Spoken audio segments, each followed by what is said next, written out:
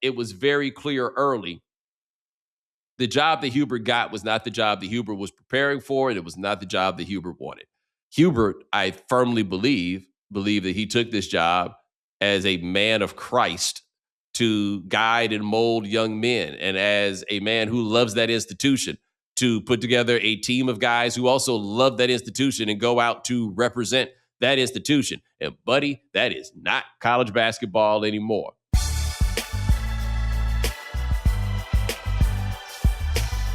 Ladies and gentlemen, welcome to The Right Time, presented by Intuit TurboTax.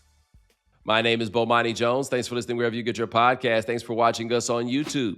Subscribe, like, rate us, review us, give us 5 stars. You only give us 4 stars. I'm inclined to believe you are a hater. We're going to talk about Hubert Davis and the only 2 days you do is your job in a minute. But first, we're going to talk about the overall tournament.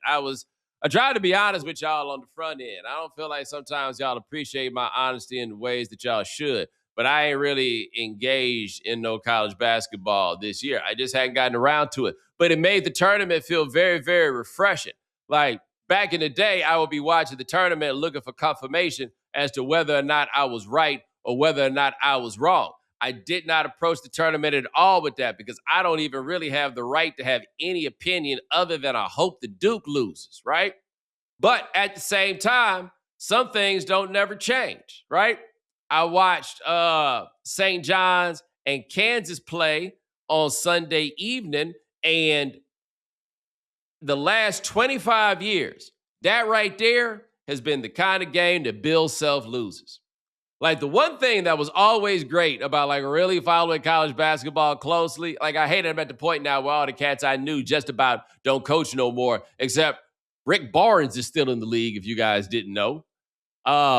Anyway, you could always all your decisions were just based on what coach was it that you did or did not trust. And Bill Self, a man with 2 national championships, absolutely on the do not trust list, consistently on the do not trust list. And the old pattern used to be when they were like really, really excellent good. The pattern used to be a game that it seemed like they could lose, but Bill Self was afraid that nobody would understand it if they did lose it. For example, they had a year they lost to Bradley in the tournament, and it was either the next year or the year before, I can't remember which. They lost to Bradley, and they lost to Bucknell. That year when Stephen Curry was lights out in the tournament, Kansas won the national championship, but they almost shit the bed against Davidson because it was exactly that sort of game, and Bill Self would just go into turtle mode and choke that thing all the way out. Ryan, do you remember Ali Farouk Manesh? Oh, yeah, Northern Iowa's finest.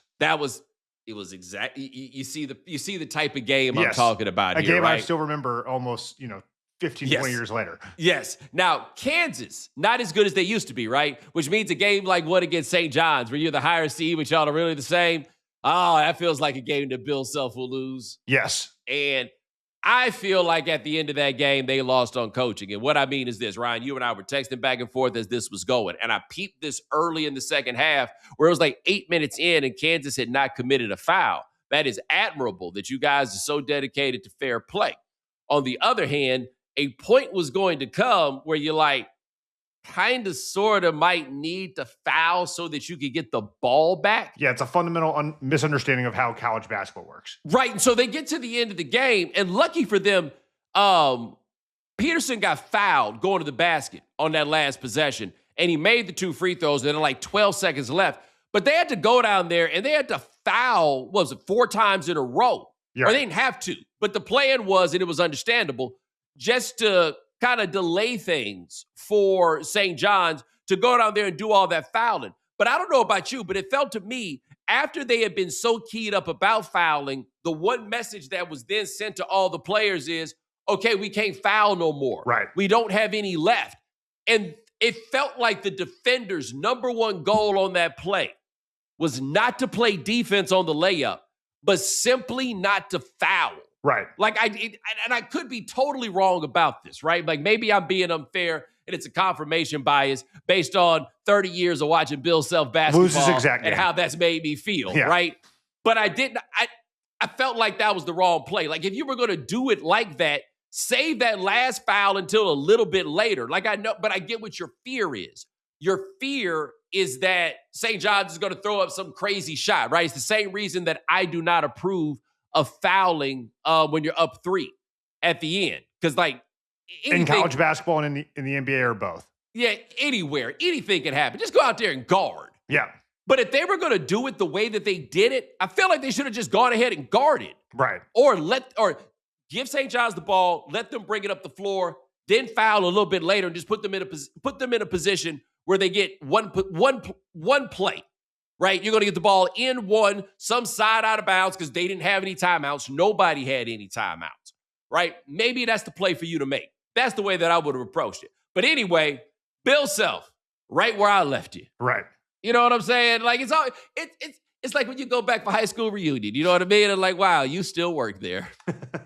Isn't that something, right? Or a TV show that's been on for 40 years and the character's still doing the exact same thing. Look, man, I watched The Young and the Restless a lot when I was younger. And one of the first things I remember from The Young and the Restless was when Danny and Cricket got married, I believe in the year 1991. I don't know why, but like sometime over Christmas, I turned on The Young and the Restless in 2025. Ryan, Danny and Cricket were getting married. Not only were they getting married, their hair, each of them, hair color exactly the same as it was in 1991. It is the wildest thing. That is like, bring that shit back, right? Just roll it back over, okay? That was kind of how I felt seeing Bill Self there, right? That was what it was. Rick Pitino, by the way,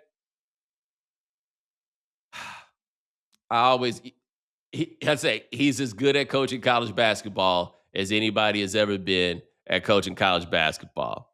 Not really my type of dude necessarily, though I need to be honest, and I think that man had to sit up in federal court and tell them about, 15 seconds or whatever it was? Yes. And look, man, you ain't the only one that's ever happened to, but you're the only one that I know of that had to talk about that in court as a person that people have heard of. You know what I'm saying? Under oath. Yeah. That man got fired at Louisville behind something that would be totally above board now. The boys can pay for their own strippers now. Yeah. Right? Fired at Louisville, sat out, went to Iona and did the job there, and then got himself back. Like, I know that with guys like this in Mary often, people want, for lack of a better term, the cancellation to be permanent. That's never really going to happen for a guy like him. But we cannot pretend as though he has not been made to pay. Yes. Over the last nearly 20 years in various forms and fashions, right? Like he's taken it. He is now in the Sweet 16, and now he's the hero we need. Okay? They play Duke next, if you did not know this. All right? So get all them jokes out of you right now. You know what I'm saying? We all do it for Louis Carnesecca. You know what I'm saying? like if Pitino need to put on a sweater to remind us of the good old days and go ahead and do that, right? We got that from the tournament. I'm going to tell you about something I saw in the tournament, Ryan. I don't know if you saw this, but, my good buddy Charlie Kravitz, he is a Vanderbilt grad. And I watched the Vanderbilt-Nebraska game, and I did not see the end of it. I hear that the end of that game was quite thrilling. Insane. Say it again? Insane. Oh, it was? Yeah. Yeah, I crashed out. I didn't get to it. I was working on something else. I felt like Nebraska was going to win, and I didn't really care who did at that point. I've been watching a lot of basketball. Yeah, for sure. Okay. But anyway, I looked up at a moment, and I had to tell Charlie Kravitz something because at that time, Vanderbilt was losing badly. And I looked up on the screen, and I told Charlie Kravitz what I saw. And I saw that his school was losing to a team that had 5 white dudes on the floor at the same time. I ain't never seen no real team do that. Like, not after high school. You know what I mean by a real team. Like, I'm not talking about, like, the Ivy League schools and nothing like that. You know what I mean? Like, a team that's actually out here trying to win basketball games. Not prove a point, win basketball games. They have 5 white dudes out there, and not one of them had no fade. Wasn't no John B. shit going on neither. It was Nebraska. They looked like 5 white boys that went to Nebraska. They looked like they went to intramurals, and they was like, bring us your best 5. and they came out there. And I just want to say, they are going to the Sweet 16, okay?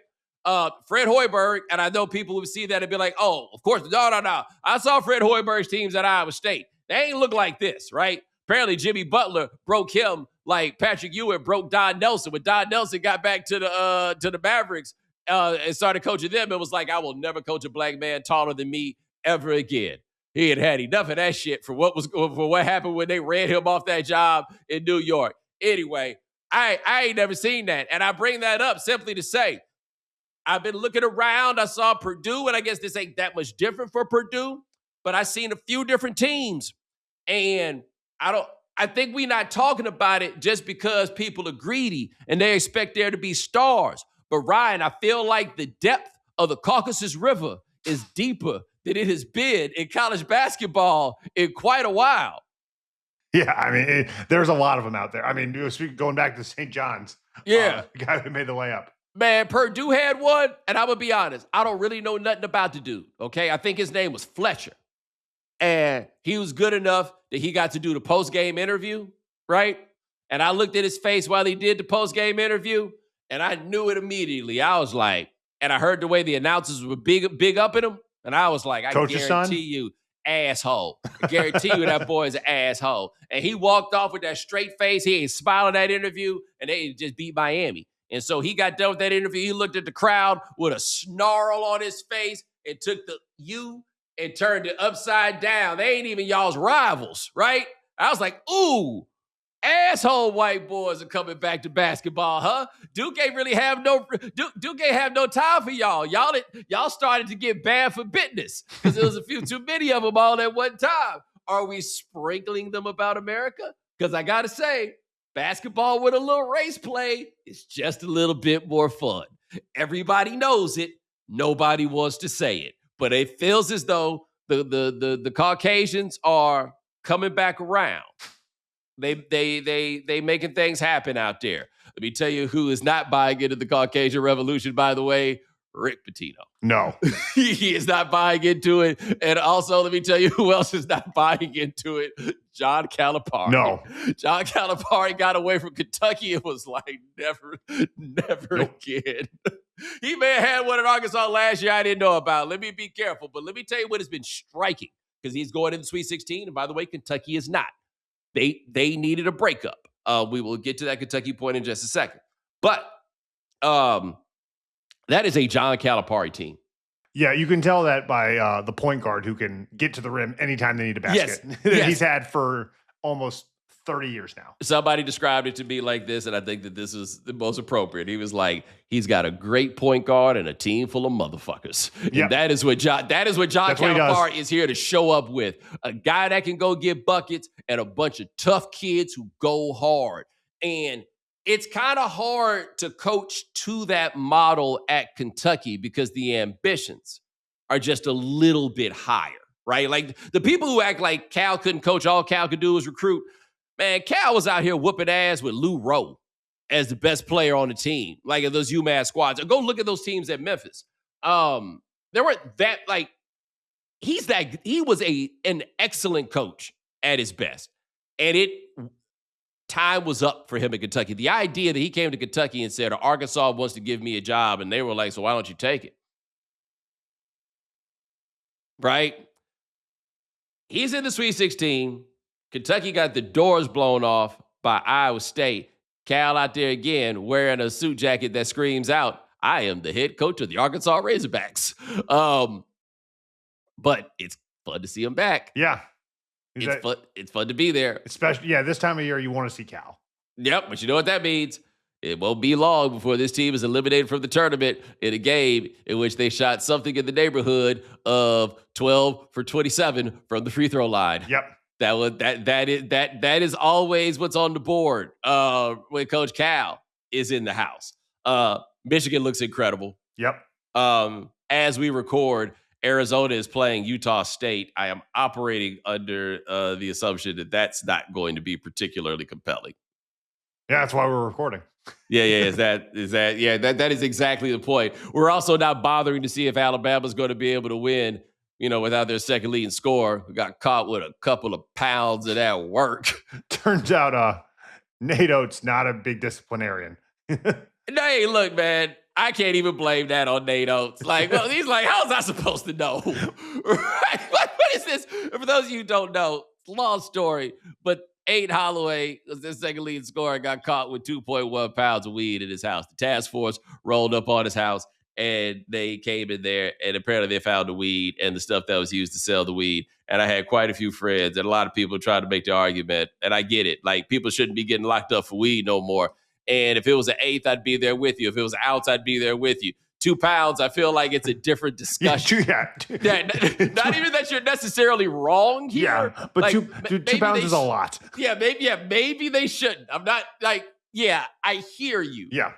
But that is not the I can't believe people are getting locked up for weed conversation that we've been having over time. Yeah, he get called some papers in his backpack. Yeah, and I have people like, man, a pound, it doesn't even necessarily mean that he was selling. Then we found out it was 2. At which point, yeah. Like that's like the stories you hear about Snoop. Okay, and maybe the kids are young and dumb and be like, just because I can, I'm gonna do this. But you know what? I feel like if he had enough money to get the 2 pounds, it wouldn't still be 2 pounds. You understand what I'm saying? There would have been some. How many pounds did it start off with? It would have been some progress that was being made on that. But yeah, they got it with 2 pounds. Oh, speaking of the white dudes, quick subject change, but we're just enjoying this tournament. You watch Illinois play against VCU? I did not see that game. Okay, so I watched that game, and I hadn't thought about this with Illinois. I hadn't thought about this at all while we're staying in some of these spaces that I've chosen to evaluate the tournament through. They had 3 dudes with Slavic names. Like, one of them is Pedro Stojakovic's son, and they had a couple others. And I had never thought about this. And I don't know how many people know this, but the Eastern Europeans roll deep in Chicago. Like, that's kind of like the thought has been, there have been whispers around the league for a long time that, like, if Jokic ever left Denver, it would be Chicago. Right. Where he would want to play. Like, I don't think the Poles count as Slavs, but like Polish people, for example, I think Warsaw is the only city in the world with more Polish people than Chicago has. Right. Yes. Like, is that type of spot. But, you know, we've been watching in the Olympics. We've been watching the NBA for a long time, man. Them boys from them Slavic countries be hooping. Right. You know what I'm saying? I had never thought about it. Is it possible that there's like a pickup scene in Chicago that we just don't know about? You know, like we know about like the cast that was going to Illinois back in the day, the Kendall Gills, the Marcus Liberties, Ben Wilson, rest in peace, all of that stuff. Man, what if they're over there playing Jokic ball? And Illinois just been ignoring this for so long. They just been over there, no look passing, standing still behind, throwing behind the back shit, everything else. And nobody knew, but they had them cats. The cats was out there playing for Illinois. With a bunch of 7-footers or whatever, too. That's right. Yeah. I'm saying. And cats with handles and a bunch of chest hair. Yep. We've seen that model, too. You know? Illinois, for all we know, they've been sitting on the gold mine. Had no idea that it was going on. Also, I mentioned that Duke's going to the next round. They going. I thought Siena was coming through for us, man. Yep. They was doing it. I felt. I mean, I knew they wasn't going to win, right? But we were getting excited. I tell you this, they did a better job. They did a better job. Well, actually, no. Let me be careful. Actually, no. So I sent a tweet for the Duke game that said, today we are all amphibians. And I said that because Duke was playing against TCU. Okay? Now, earlier in the day, I had texted Joel to say that, we was all gonna be homies. For those of you who don't know, Joel is a TCU alum. And so I hit him up, and we had a little conversation. Yeah, we had a little back and forth about it. He said he was worried they weren't going to be able to score enough points or whatever. But, I felt like we was on the same team, right? So then I sent my tweet that say, today we are all amphibians. Here he go. Retweeting that, talking about, nah, we don't want you and we don't need you. What? Like, that's Duke over there. That's Duke over there. And you're like, nah, we good. When in reality, y'all was ass. Y'all lost by 23 points. Which is to say, y'all, Sienna did more for the cause than TCU did. Joe's so dedicated to hating, that we couldn't even join forces against Duke for the common good. You know what I'm saying? And then, hey, man, maybe it's a whole ring of tailgate thing, man. Our guy, Van Lathan. Should I wait to ask Van? Should I wait to talk to Van about that weird Scottie Pippen commercial that he did the voiceover for? That's a good topic for, whenever he comes on the show. He makes a good point that it's good advertising because it has us talking about Mr. Pibb. Anyway, if you haven't seen the commercial, Google it. Scottie Pippen, Mr. Pibb. You will find it to be weird. And maybe it just always feels like Scotty's hating to tie that together. See what I'm saying? Talking about haters. I was trying to root for his.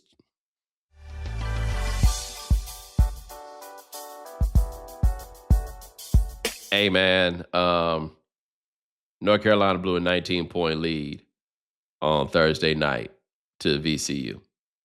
Okay. Now, I have only paid so much attention to North Carolina basketball this season. But what was a bad sign for Hubert Davis is that sentence also applies to some of my friends who are the biggest Carolina fans I know. Yeah, not a great sign. They checked out. They had checked out. There are a lot of criticisms to be made of Hubert's tenure there. Like criticisms that I can tell you about, again, having only watched but so many of their games, right? You can just look at the record and see a certain level of criticism that is fair. The apathy of the fan base, in some cases, is apathy. In some cases, is outright hostility about where the program is. I did not think, though, that loss in that game was a fireable offense. It is a reinforcement if Hubert gets fired. Because I don't know if you saw this, Ryan, but on Sunday night, Jones Angel, the voice of Carolina sports or Carolina basketball, I know. Anyway, he sent a tweet out that said that they had postponed the final episode of the season of the Hubert Davis show. What are we waiting on, man? Yeah. Like maybe he will be fired by the time people hear this podcast on Monday. But if this is what is going to be, fire him. I know that if they fire him before April 1st, they got to pay him like $3.5 million or something like that. But at some point, you got to try to hire somebody else. And it's an amateur operation that drags this out in such a manner. Right. Like it's over. Yeah, it's over. Go ahead and let him go. I think that fans generally believe that they're going to let him go. My thought on Hubert is it doesn't matter if Hubert lost every game he coached 4 years in a row. His legacy is solid. He has the 2 greatest wins in the history of that program, and no one can ever take those things away from him. I also think that it was very clear early the job that Hubert got was not the job that Hubert was preparing for, and it was not the job that Hubert wanted. Hubert was the big one was he was highly resistant to the idea of getting a general manager to run that basketball program because that is a notion of professional sports. Hubert, I firmly believe that he took this job as a man of Christ to guide and mold young men, and as a man who loves that institution to put together a team of guys who also love that institution and go out to represent that institution. And buddy, that is not college basketball anymore. You can, whether you think that's good or bad, is its own discussion. I'm just telling you. It's not what it is. Yeah, that's not what the game is, right? But if Caleb Wilson is not hurt, is Hubert Davis fired? Probably not. Or are we having this discussion? Because I say he hasn't. It feels like he's so fired that I'm talking about him like he's been fired, even though he hasn't actually been fired yet. Because you have to fire him now. Once you waited this long and nobody said anything, you got to fire him. If you had come out immediately and been like, hey, say what you want, but he's coming back next year, right? Got a big-time recruit coming in. He's coming back, and that's that. That's not what they're doing. That's not what they've said. No, they're clearly surveying the waters behind the scenes for his replacement. Yeah. But if you have to do that, then you need to go about this, because I don't know who you hire. I don't know who the right guys you hire. I don't know who you hire that satisfies people. This is the thing that happened with Kentucky with Cal. They were happy that Cal went, but they did not do that. They did not let Cal go because they thought they were going to hire Mark Pope. Correct. They just didn't, right? Whether he needed to go or not, they did not do that thinking they were going to get. And by the way, Mark Pope is at home and John Calipari's in the Sweet 16. For whatever that's worth, right? There are a lot of complicated factors at play, but that reality is undeniable. When schools have their jobs to come open, especially these schools that think very highly of their jobs, and this is, to me, and this in the previous era, the best job that there was. Right? All things held equal, Carolina's probably getting the player. And I think that's the metric as to whether or not you have the best job, right? Okay. Especially in basketball. Yes. All things held equal, that was the program. Okay. I don't know how that stuff works anymore. The programs that we consider to be legit, I consider to be legitimate blue bloods in college basketball, there are 6 of them. Carolina, Duke, Kentucky, UCLA, Kansas, and Indiana's kind of been voted off the island, I guess, but they're a blue blood is a blue blood, even if times are a little hard, right? Like, we were talking about this before the show. What do we do with UConn now? They're just nouveau riche. They are in a conversation that I cannot explain. Right. They have won 6 national championships since 1999. Right. So it's a little newish, right? But my point about these jobs is anytime one of these jobs comes open, they believe that they can get any coach in the world to take that job. That's not really how it works. People typically do not give up good to very good jobs, even for excellent jobs, unless there's an alumni factor at play.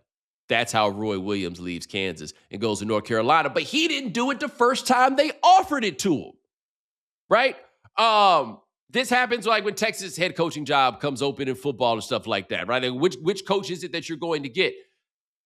You're not, unless there's a super hot shot coach that's on the rise, you are typically not going to get a coach that you feel like is up to the standard of having your job.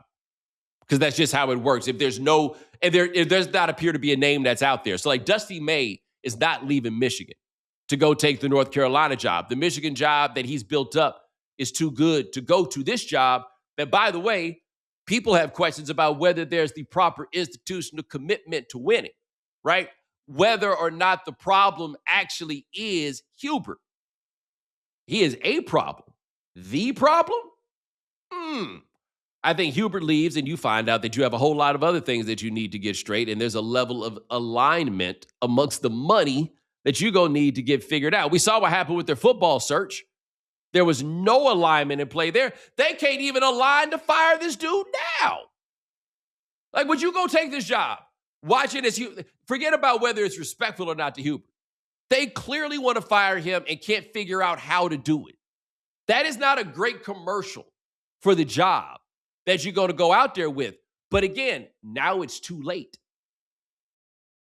I don't think for a job like that, you let go of the coach you got unless you know. Right. You got the dude that can come in and take it. I mean, you talk about having the money, right?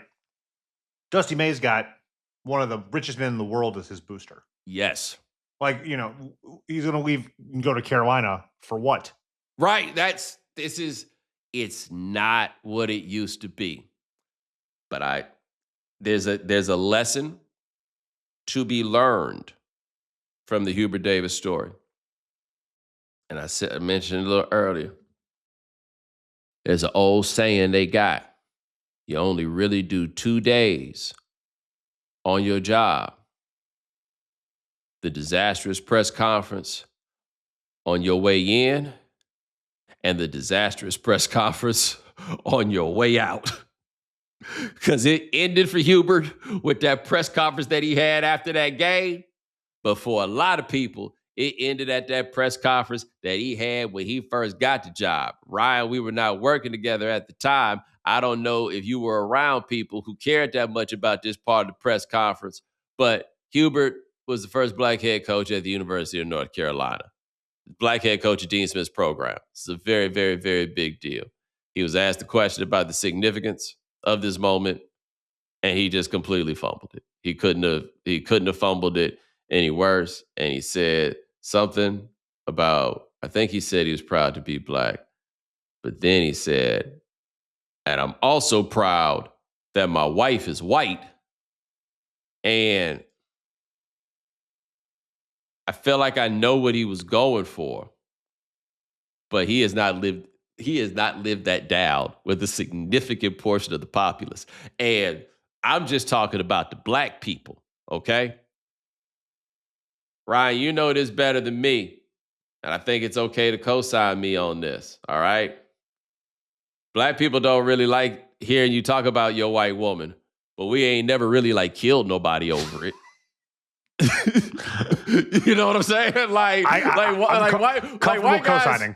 Yeah, white guys really ain't trying to hear you talk about that white woman. Like, no. They're not like, oh, you're just like us. Yeah. No. I don't care how nice you are, Hubert. Like, if black people had that much of a problem with it, I don't know how many white people had a problem with it, but I guarantee you they are out there. Then he gets to the last press conference where they're like, Hubert, why did you only play 6 guys in the second half? Because that was my choice. Brother, you can't. You only did he did those 2 days. He did those 2 press conferences. But in between, he zipped Coach K up twice on behalf of everybody. Thank you for your service.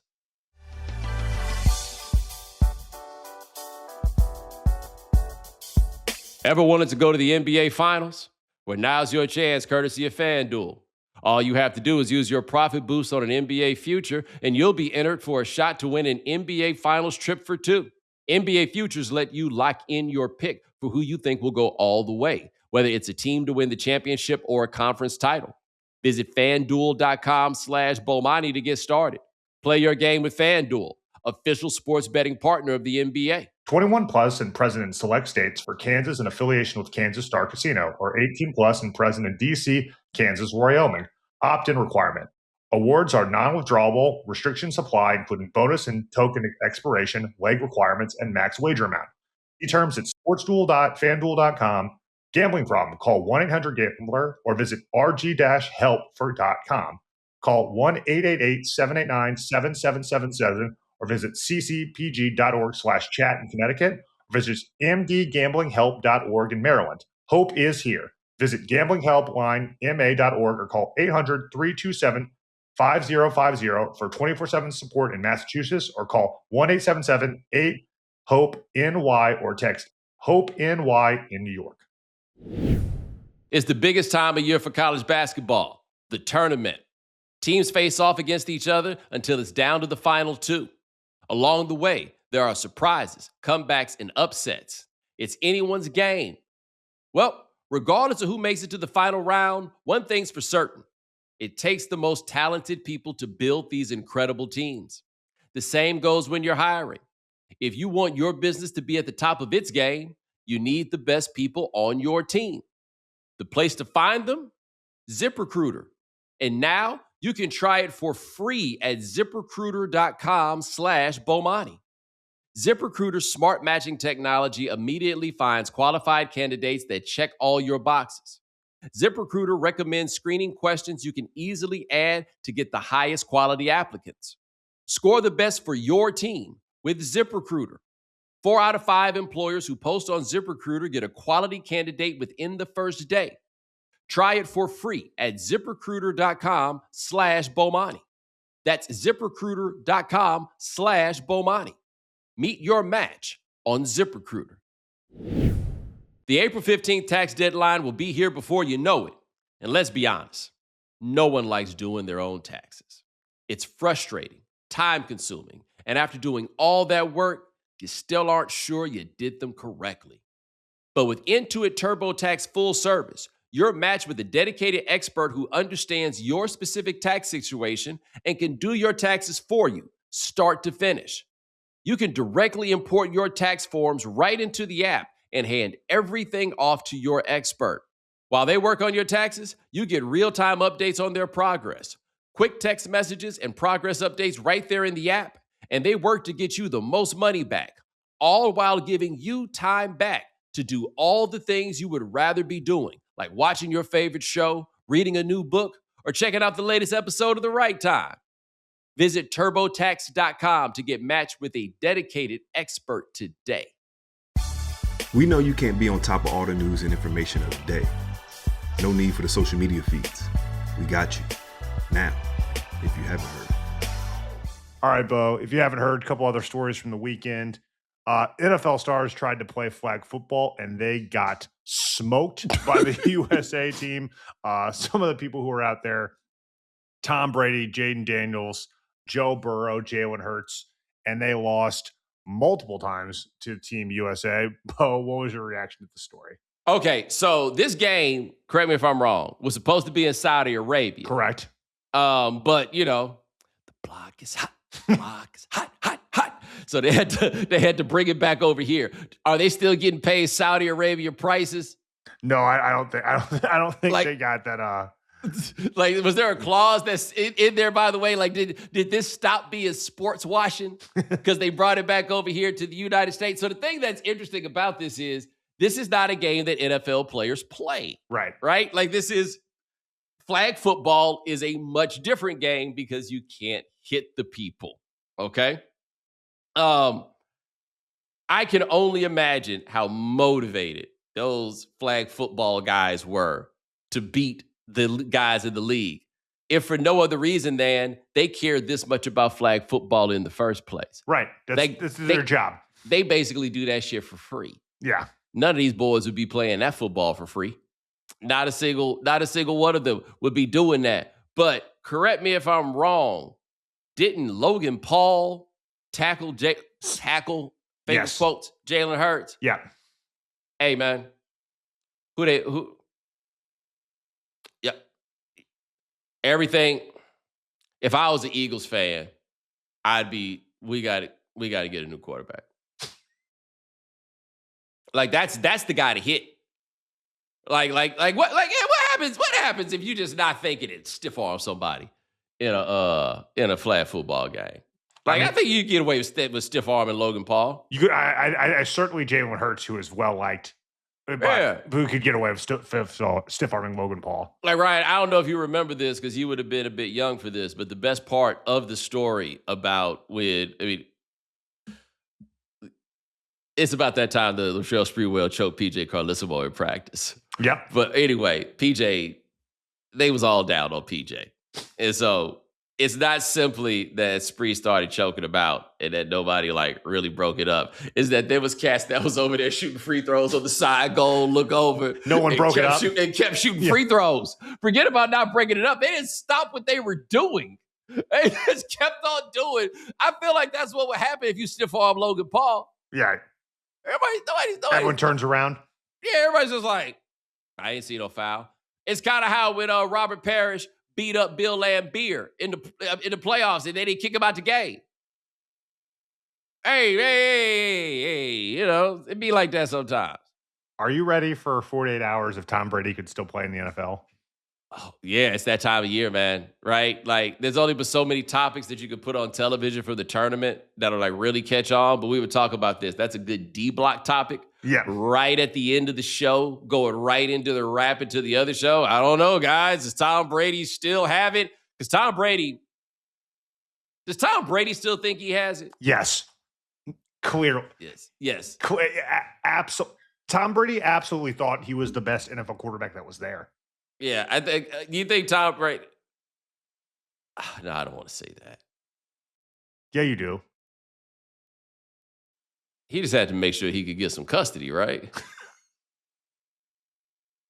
Like, if not for that, is he still playing football? That man, we don't know if he gave up his family to keep playing football, but the signs were there. Right.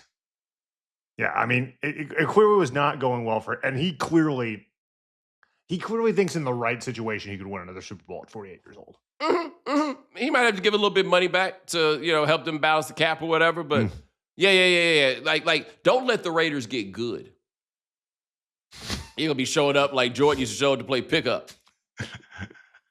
Hey, young buddy, this is how it's done. Yeah. Hey, give me that. Go to the back and get my jersey. Yeah. It'll be a red 12.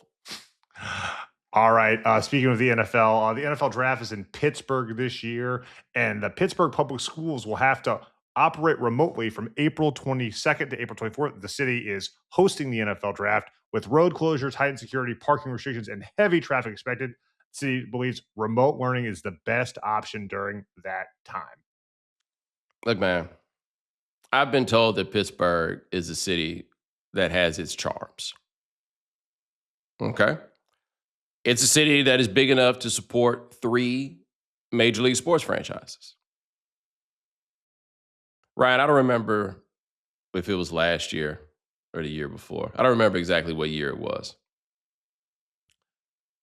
But they had the draft one year in Green Bay, Wisconsin. I think that was 2 years ago. It was 2 years ago. Yeah. I don't recall hearing anything about Green Bay shutting down schools for the draft. In fact, I'm asking the brain right now. Correction. They didn't have to shut down the schools? Green Bay did close the schools. All I'm asking you, Pittsburgh. Do you want to be in the same sentence? Are you Green Bay? Are you Green Bay? Are you Green Bay? That's what I'm asking. It reminds me in 2010, before the Super Bowl, you'll love this, my South Louisianan friend. Somebody had a case before a court, like I want to say the week of the Super Bowl, in some whatever court in New Orleans, and he filed whatever kind of paperwork you put in to try to get a delay on the trial. And the argument put forth in the paperwork was that the area was soon to be taken over, and I quote, by Saints Mania. And that once Saints Mania got a hold of the city, wasn't nobody going to be getting no work done. So we should push the trial till later so we could deal with this Saints Mania. And of course, in Louisiana, it worked. It worked, yeah. It worked like a charm. I felt like the judge is like, you ain't even have to go through all this. Why didn't you just ask me? Yeah, why, you didn't even have to file the motion. Right. Like you really took time to type that shit out and everything, huh, brother? I was just waiting for you to say the word. All right. Moving over to music, Jay-Z will be performing 2 concerts in Yankee Stadiums in July to celebrate the 30th anniversary of Reasonable Doubt and 25th anniversary of The Blueprint. Like I said, Friday, Saturday in July at Yankee Stadium. Bo, were you surprised by this? No, I was not surprised. And there are parts of me that would really love to go to the Reasonable Doubt show. Blueprint, if you gave me tickets, right?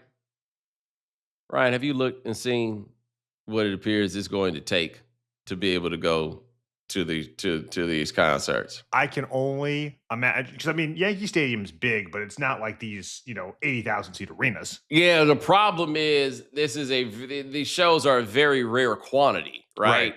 Like, truthfully, this is the kind of thing that like Paul Simon would do it in Central Park. Yes. And you get like 250,000 people who pull up. There's certainly that kind of demand here. That's what it appears to be, which is fascinating for a mediocre live performer. Like, it's just not his bag. He's not terrible. Right. Like, but the idea of the show excites me because the bond at a Jay-Z show is the bond of the songs and the way that people feel about the songs. Like, it basically will turn into, you'll do the performing for him, more or less. But I'm not paying that kind of money for a dude that's not, like, excellent at this. Right. You looking at them numbers? Yes. They're crazy. Yeah. They're crazy. Crazy for New York. And it's going to be insanely hot. It is a baseball stadium. I don't know how concerts go there, but, like, Jay-Z is a stadium act? That's asking for a lot, right? And by the way, some people are going to remember me saying something, and I want to be very clear about what I said before. I made the point once that Jay-Z could not sell out stadiums. Like, he could not do a stadium tour. He could not do a stadium tour. No. But you say 2 nights only, doing a stadium with very special shows? Oh, he could do that. In New York? Yeah. He might be able to do these, like 3 of these, right? Like, he could give you that. And people who go are going to have a great time. I'm not spending that money, though. Not me. All right, speaking of music, vinyl sales crossed $1 billion in U.S. revenue this past year. First time it's hit this milestone since 1983. Bo, are you surprised by this? I am actually, yes. I am a little surprised by it. Like, I'd love to see a little bit more demographic information now about who the vinyl people are becoming. Because I do think, for me at least, there's something to be said for a number of reasons for having a physical copy. Like, one, for me, it's kind of like it's kind of my footprint in the world. Otherwise, all my stuff is in machines. Right. Like, I don't have files printed out in paper and stuff like that. I got stuff on hard drives, that's what my life is, that's what life has become for a lot of people. So I think that there is a certain charm to physical copy. And also it is truly a better listening experience. What I also think is happening is it sounds like this is older people going back and buying all the stuff of their time. Right. I'd also like to know if that number includes resale. Like, if it's just new vinyl, then that's a really interesting number. But I do find that what I do, and I recognize that there's a measure of privilege in this, but most things I'll still stream. But the people I really care about, I reward by buying a physical copy of, like, the Surgery that just came out. Just bought one of those. Weird record. That's a whole nother episode for another day. But yeah, I'll buy every record he puts out. He's earned it. He deserves my money.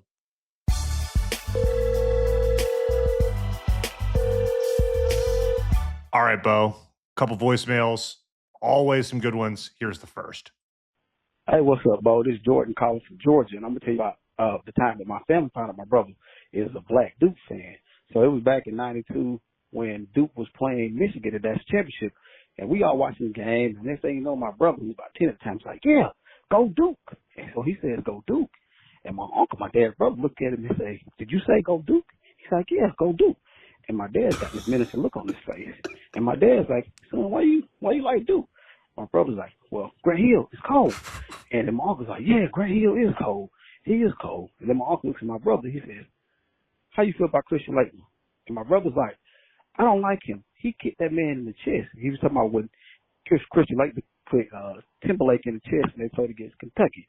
But yeah, Duke won the game. Let's just say the house wasn't happy. But I remember at the end of the game, my dad was talking to my brother.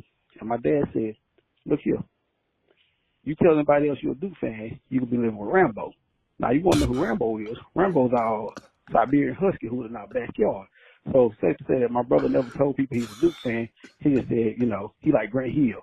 So that's how we got the Black Duke fan in our family. Appreciate it, Bo. Right, he treated that like one of them guess who's coming to dinner situations that we talked about before. Like, I tell you, there was once a Saturday Night Live sketch where they did like a Time Life, like the Time Life videos or whatever, and it was arguments for Christmas in case you couldn't come home. And one of them was, I say, how dare you bring that black man in my house? I don't give a good goddamn if he can hear me. That's basically what just happened with him right there. Like, yo, you just told these people that you do what? He said, you be sleeping with Rambo. If you tell, he's like, I can't stop you from doing it, but I can throw you out this house. Telling people he would have been better off bringing a man home. All right, here's our next one.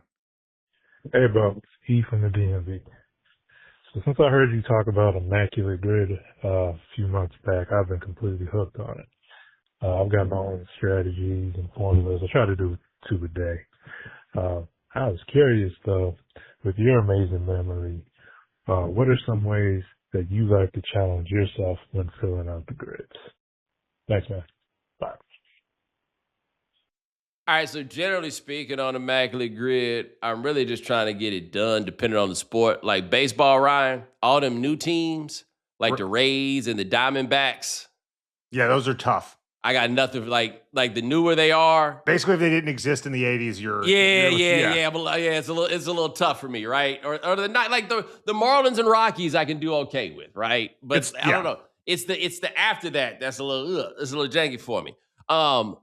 With basketball, I often try to fill all the squares with Caucasians, and with football, I often try with black quarterbacks, if it is at all possible. That's what I'll try to do. Is that to win the game or for your own personal enjoyment? That's for my own personal enjoyment sometimes, because sometimes they make it where it's easy. Sometimes though, man, I get out there like with the NBA in particular, Immaculate Grid, and so the Houston Texans are a tricky one for me because there's a whole however many years that I don't have them, in the rotation like I do with some other schools, but other teams. But it really lets me know what NBA teams I don't be watching. I'm talking about you, the Orlando Magic. I'm talking about you, the Sacramento Kings. And I am talking about you, the Utah Jazz. Man, I'll be having trouble. If it ain't Rudy Gay, luckily Rudy Gay played for everybody. If it ain't Rudy Gay, man, I'll be hard up when the Jazz come up. Yeah, anything after Stockton Malone, it's it's a tough go. Yeah. It's a tough go. All right, here's our next one. Hey, Bomani. Hey, Sean. Big fan.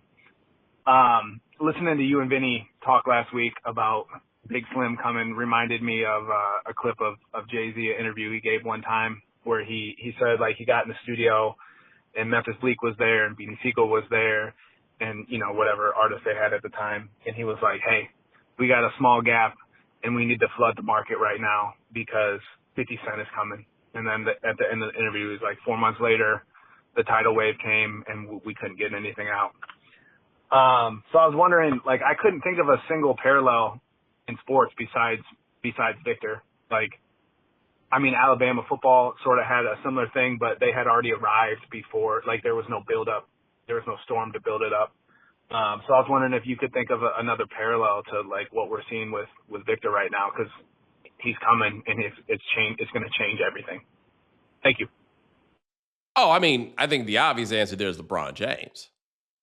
The thing with LeBron and where this is going to get interesting with Victor, it took LeBron 8 years. But he got to the finals for the first time in year 4. It took Michael Jordan 7 years. Outside of Magic and Bird, and I guess you could say Tim Duncan, because Tim Duncan got there in year 2, but Tim Duncan got there and had David Robinson. And strike shortened season. Yeah. But it took Shaq 8 years. It took Kobe, I guess, 4, but even then, my point being, Victor's coming, but it might take a little while. Very few of these guys have won championships without us getting impatient about it. Shai Gilgeous-Alexander kind of snuck up and made that happen. Even Jokic, right? We held back an MVP from him because he hadn't won a championship. Right? Like, we get a little impatient. And that's as part of the NBA's narrative building as anything. The Spurs have not won a series yet. At the same time, did you see him hit that shot? Was it Friday? Was it Friday night to win the game? Yeah. I'm like, oh, okay. So we're from the elbow extended ISO jumper. This is how we're closing out games. Okay. Maybe he's here. All right, here's our last one. Hey, what's good, Bo? This is Will, living in Seattle, but originally from Virginia. Now, after 20 years in the military, Navy to be exact, I feel like I was desensitized from hearing names that I wasn't expecting. I've met white guys named Alfonso, white girls named Monique, Asian guys named Xavier. But now that I'm out in the real world, I had a situation. Now, anytime I hear this name, I only think of one thing. Unless you know someone personally, you're not going to think of anything else. So I'm at my new job. The mail girl walks in, the mail lady, and we start chopping it up. We exchange names, and there's only one thing that passed through my mind as she told me that her name was Mercedes. So I'm taken aback because as I look at her, she has no idea what the No Limit Soldiers make people say. You understand what I'm saying? She has no idea that Silk the Shocker raps off beat. And I was just like, wow, Mercedes, really? And she said, I really like the name. And I just shook my head and I said, it suits you. And since then, we got a great friendship. But what I do like to do is I like to sneak in names of No Limit songs and albums as we're talking just to see if it clicks for her. It's not going to click for her, Bo. It's not going to click for her. All right, anyway. Hey, appreciate everything y'all doing. Love the show. Long time listener. Y'all take care. And Ryan, if you did not know, the title of that Mercedes album was literally Rear End. I think you've talked about this before, but couldn't possibly have been more shameless. Yeah. Possibly have been more shameless. But ladies and gentlemen, thanks so much for joining us here on The Right Time. We do this 4 days a week, Monday through Thursday. Ryan Brumley handles everything behind the scenes. Thank you, sir. Hit the voicemail line, 323-596-7767. Remember, follow The Right Time. Subscribe, like, rate us, review us, give us 5 stars. You only give us 4 stars. I'm inclined to believe you are a hater. We'll talk to you guys in a couple of days. Take it easy.